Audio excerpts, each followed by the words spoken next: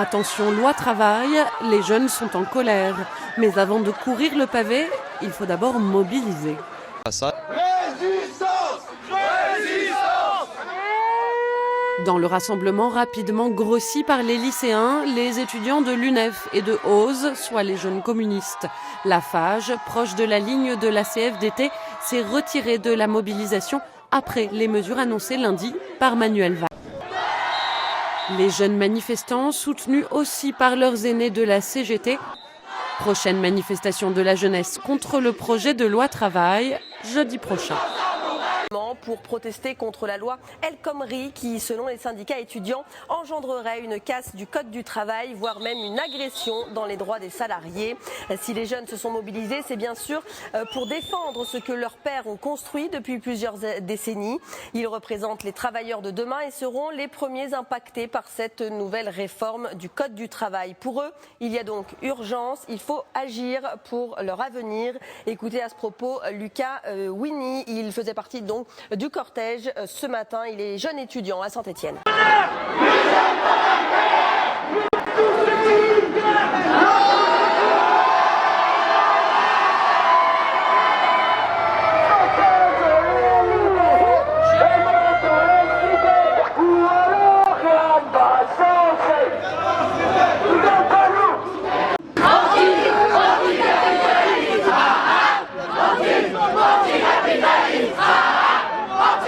Anticapitaliste, nous sommes pas des sacrifiés. Tous ensemble on va chanter. Tous ensemble on va chanter.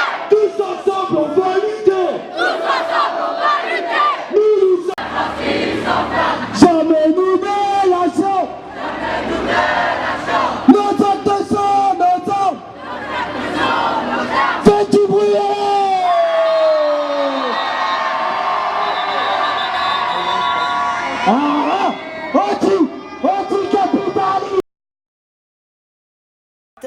Une cinquantaine d'étudiants seulement se sont retrouvés sur le campus de l'université Tréfilerie avant de se rendre dans le centre-ville où ils ont été rejoints par quelques dizaines de syndicalistes, une mobilisation donc assez faible. Chercher à élargir leur rang. Avec nous, la police. Avec nous, la police. Avec nous, la police. Avec nous. Leur nombre a quasiment doublé. Enlevons d'abord cette loi, après on rediscute. Et si Syndicales et étudiantes, les Ligériens se sont mobilisés en masse ce jeudi matin à Saint-Étienne pour demander le retrait pur et simple du projet de loi de la réforme du Code du travail de la ministre El Khomri. Et selon la CGT, près de 80 entreprises auraient appelé à la grève. Il est très clair, je crois que pour l'ensemble. En tête de cortège, les jeunes en masse et très inquiets pour leur avenir.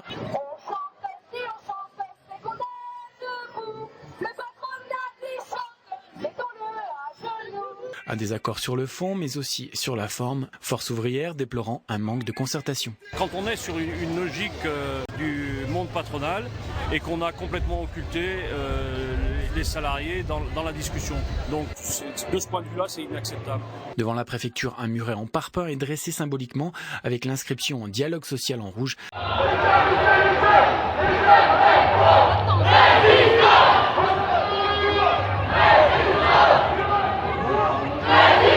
Avant que les manifestants soient dispersés par les gaz lacrymogènes des forces de l'ordre. On lâche rien de la ministre Myriam El Khomri, mais l'essentiel pour les différents syndicats est de maintenir la pression. La loi travail, c'est bon pour le capital. Bien sûr qu'il faut s'en retirer. Où les jeunes communistes ont placardé symboliquement d'affiches les vitrines des banques. D'autres actions devraient avoir. Le rassemblement a ensuite pris une autre tournure. La CCI de Saint-Étienne, lieu de rendez-vous des manifestants, a été crépie par des œufs remplis de papier, notamment le 1er mai, juste avant que la loi travail ne soit à nouveau débattue à l'Assemblée nationale, à partir du 3 mai prochain. Il faut faire un certain...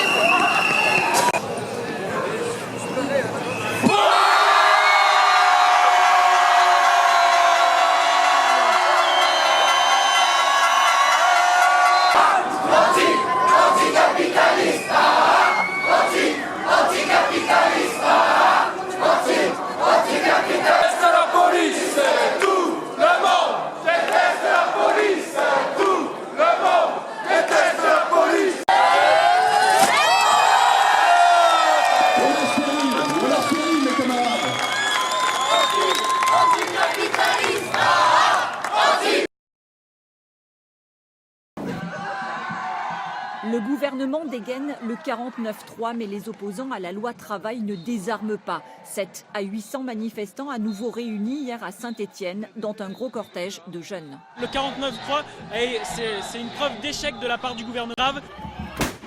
Une colère dont a fait les frais la permanence du député PS.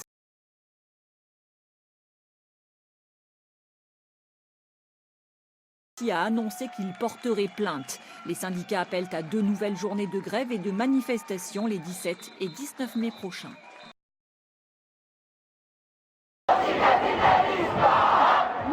Un cortège coloré a envahi ce matin le centre-ville de Saint-Étienne. Coloré par les drapeaux et banderoles de l'intersyndicale, remobilisés, ils étaient plus de 5000 manifestants selon les syndicats, 1000 d'après la police. En tête de file, des étudiants et des lycéens dont les slogans ont résonné tout au long de la manifestation. On va chanter ! Tous ensemble, on va chanter ! Tous ensemble, on va... En fait, En marge de la mobilisation, le centre-ville a été tagué par des opposants à la loi El Khomri. 49.3 écrit en grosses lettres sur des banques, des commerces et même l'hôtel de ville de Saint-Étienne. Pourtant, les jeunes communistes et la CGT ont mis en place un service d'ordre suite au débordement de jeudi dernier. Mais difficile de contrôler la colère et la détermination de certains manifestants. Au niveau de la population, clairement, on attend juste que le peuple nous rejoigne et on fait partie de la population, on est partie prenante. Simplement aujourd'hui, les jeunes ils s'en prennent à des banques ou à la grande distribution. Le mouvement s'est clairement durci à Saint-Étienne ces dernières semaines. Malgré l'utilisation du 49.3 pour faire passer la nouvelle loi travail, l'intersyndicale tente encore une fois de faire reculer le gouvernement. Et il y aura de plus en plus de temps aussi dans la rue. De la loi travail, mais ce matin, autour des 1500 manifestants, l'ambiance est différente. Plus de rubans rouges, plus de militants pour assurer la sécurité. Notre objectif, c'est éviter les débordements, donc éviter que des groupes de jeunes... Des manifestants calmes et non violents. Mais au sein du cortège, des individus ont tout de même voulu marquer leurs revendications. Et les médias ne sont pas les bienvenus pour les filmer. Légitime et soutenue, retentissent aussi dès que des policiers sont aperçus.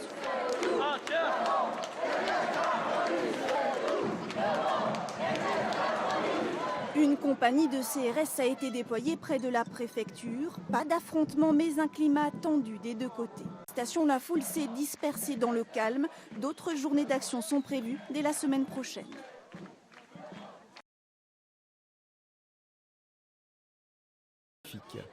La Loire, elle aussi mobilisée ce jeudi. Partie de la gare de Saint-Étienne-Château-Creux à 10h ce matin. 1300 manifestants, dont 250 jeunes. Les Stéphanois restent mobilisés en s'unissant davantage contre la loi travail, quitte à renforcer.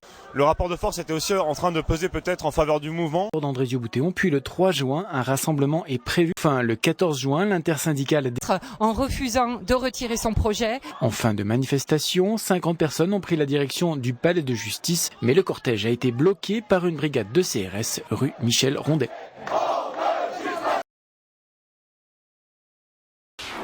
Une centaine de manifestants réunis devant le palais de justice de Saint-Étienne ce midi. Un rassemblement de soutien à 3 jeunes syndicalistes jugés au même moment par le tribunal correctionnel. La décision est tombée en fin d'après-midi. Les 3 militants sont condamnés à 1 mois de prison. D'ailleurs, et gréviste à Saint-Étienne en marge de la manifestation contre le projet de loi El Khomri. Près d'1 millier de... C'est la 9e, mais c'est une bonne préparation pour le 14. Il faut que le 14... Bon, ça, je pense qu'un mouvement là sont posés. Je parle là de la loi travail. Le 14 juin, ça sera en plein euro. Les médias étrangers sont déjà là et s'étonnent du climat social tendu juste avant cet événement sportif et festif. Une manifestation autorisée jusqu'à la place Jean Moulin où de la peinture a été projetée sur la vitrine de l'office de tourisme. Si l'essentiel des manifestants avait pour seule volonté d'un nettement plus agressif. Les 2 cortèges, syndicalistes d'une part et le second groupe, composé au plus fort d'une centaine d'individus rassemblés sous la bannière des jeunesses communistes, a alors choisi de poursuivre sa route, mais aussi ses dégradations sur le mobilier urbain et les vitrines. Une trentaine de personnes ont alors tenté d'accéder au fan village de l'Euro 2005. D'aller défier de la voie les forces de l'ordre positionnées autour de la mairie.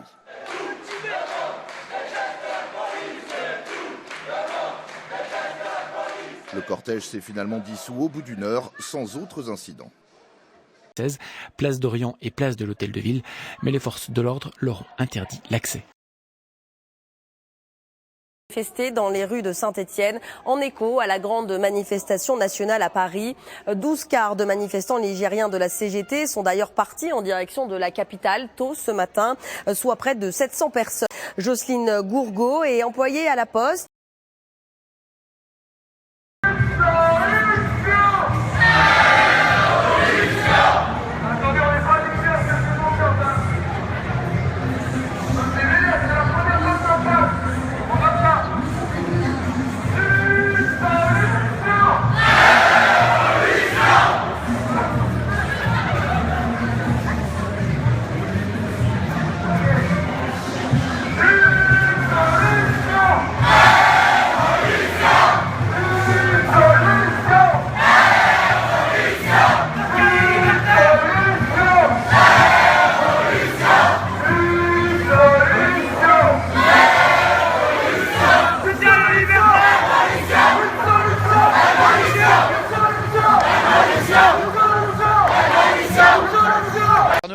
Même son de cloche du côté des enseignants, des dégradations limitées.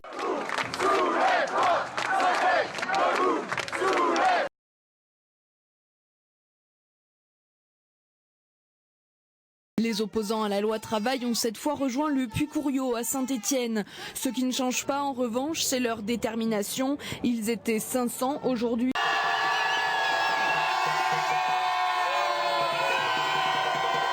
En fin de parcours, les jeunes en tête de cortège prennent les choses en main, fumigènes, chants et banderoles en l'honneur des 4 jeunes interpellés en marge de la manifestation du 12 mai dernier. Ils sont convoqués devant la justice le 12 juillet. Aujourd'hui, on les oublie pas. Ouais. On est un peu dans une période transitoire et on espère que ça va marcher pour ces jeunes, pour ces 4 jeunes. Cette 12e manifestation serait la dernière avant l'été. La mobilisation devrait reprendre en septembre. C'est l'effet d'usure. Après 5 mois de lutte, 12 manifestations et une vingtaine de rassemblements. Je ne sais pas si ça va passer, ni de troupes. Avec ou sans 49.3, la loi devrait malgré tout être entérinée, peut-être dès ce soir, et la mobilisation perdre de son sens, se dissoudre dans les vacances. Oui, mais d'ici là, les plus déterminés ont bien l'intention de se manifester. Le 13, il y a les 4 copains qui passent en procès. Ça, c'est clair et net que là, nous, on va être ultra nombreux devant le palais de justice. Sera difficile à présent. Le gouvernement a opté cet après-midi pour le 49.3, un passage en force pour l'application de la loi travail.